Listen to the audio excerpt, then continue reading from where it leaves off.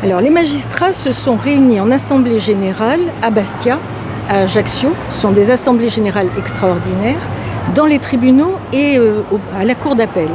Mais ce mouvement est aussi national, c'est-à-dire qu'en ce moment, des assemblées générales sont soit en train de se tenir, soit vont être tenues à la demande des magistrats dans une procédure particulière, puisque ce sont des assemblées extraordinaires, de manière à pouvoir échanger sur les difficultés que nous avons, que nous affrontons avec notre nouveau garde des Sceaux.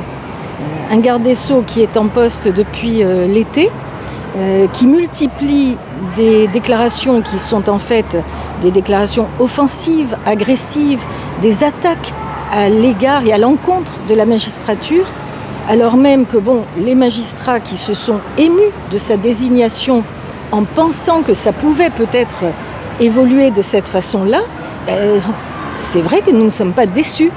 Mais si on pouvait le prédire, on aurait pu aussi penser que, prenant cette fonction, il allait se ranger aux obligations de cette fonction.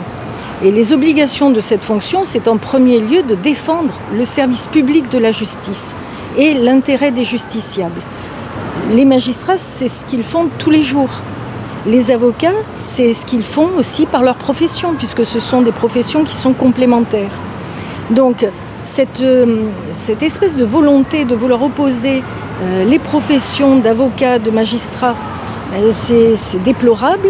Cette critique systématique des magistrats qui vient en fait d'une forme de préjugé qui est ancrée apparemment chez notre ministre relativement à ce corporatisme auquel il n'arrête pas de faire référence, alors qu'à la limite on ne voit même pas pourquoi, puisque je le rappelle, le corps des magistrats, y compris ceux qui passent par l'école de la magistrature, l'école nationale de la magistrature, le corps des magistrats est très varié dans sa composition.